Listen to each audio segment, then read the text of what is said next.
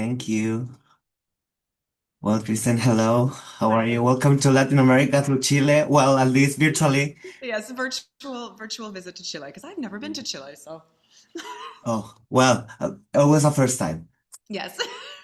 Kristen, I want to start talking about the setting actually, because more than in a small town take viewers to this beautiful but yet unsettling coastline of British Columbia. So, how much does this breathtaking location help to create this atmosphere, sorry, of mystery of the series? Yeah, I mean, yes, the location is a big part of what the show is. It's kind of a character in the show, and the books that the show is based on also take place on the Sunshine Coast. And it's funny, it's called the Sunshine Coast, but it's also the Pacific Northwest. So in the tradition of, Twin Peaks, it's a moody, kind of rainy, lots of coniferous trees, the ocean, the mountains, all of that stuff kind of lend to both the beauty and like a creeping underlying spookiness, I think, that is really good for crime shows.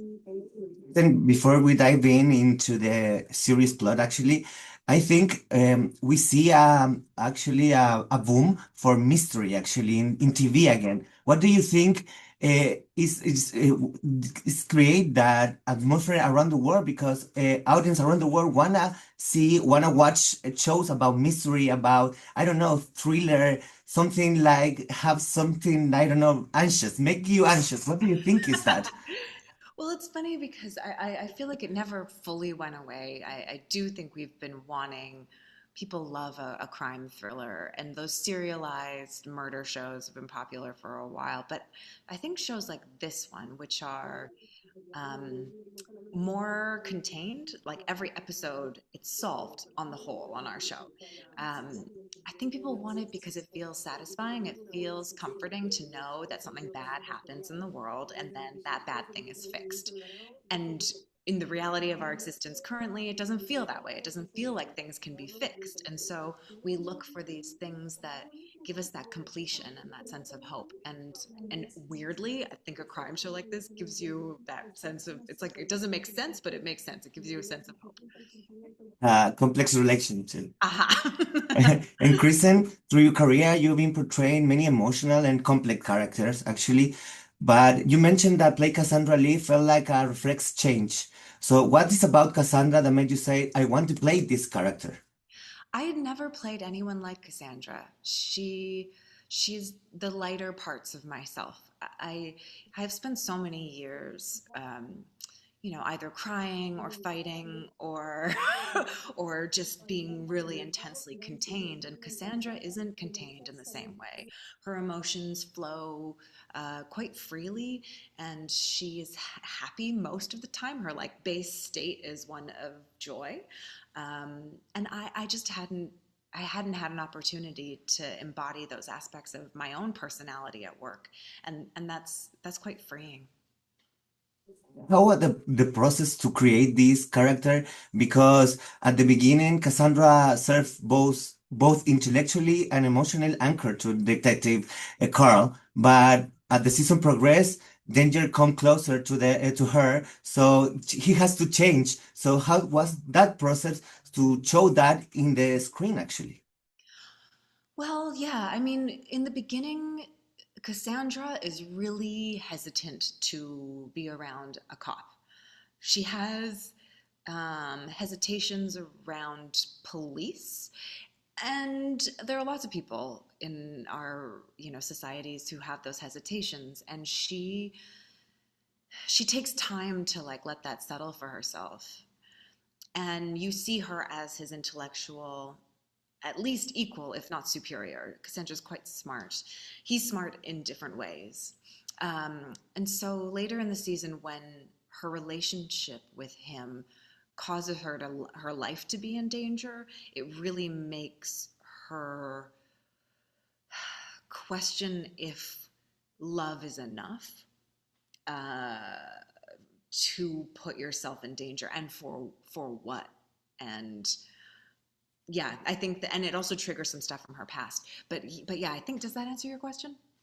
I think so, but and I have it, you said it because Cassandra has, I don't know, she walk in a line between has this emotional side that you said that connect with the relationship with the detective, but actually her development in herself. So how do you combine that to a character? Because you have to be strong by yourself, but at the same time actually depend in other emotionally. Yes, I think that, I mean, I suppose a lot of us can relate to this too, where at the root, we want to be independent and we want to feel competent on our own, and we make efforts to ensure that that is so.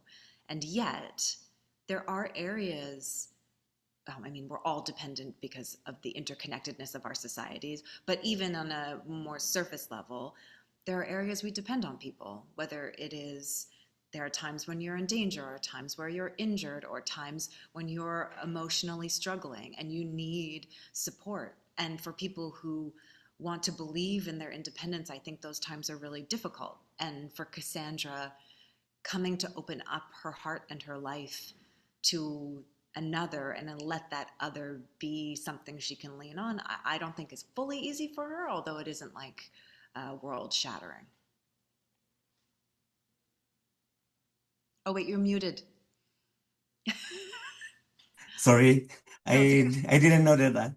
But I have to talk about this because we said that this series is setting in a coast in British Columbia. So now finally, the viewers in Latin America, we can see it. So what do you think is the thing that connect the story around the world, and doesn't matter that is watching by people in North America and now watching people in South America? What is the special thing that has more than in a small town? Yes. Well, I think it's humanity. We're all bound by a shared human experience, no matter where we live. And the specificity of place allows us to access truth. And I think that's what we do with the location. But really, you fall in love everywhere in the world. You have murder everywhere in the world.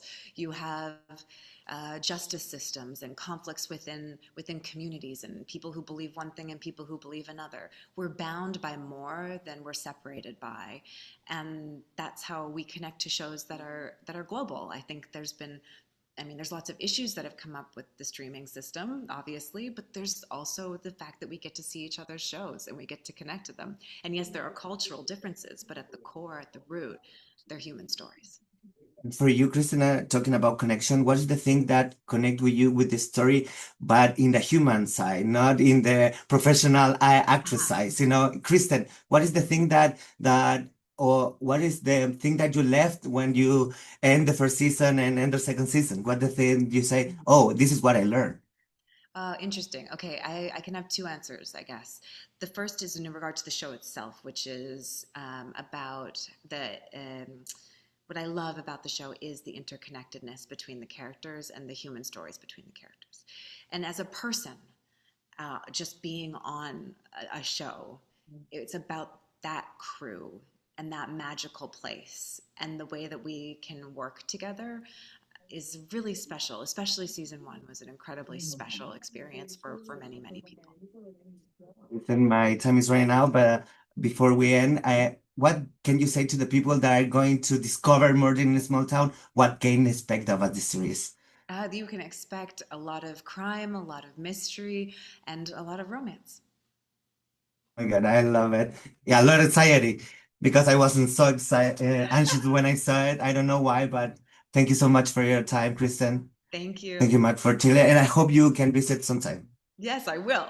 Uh, Okay, Thank you bye. so much.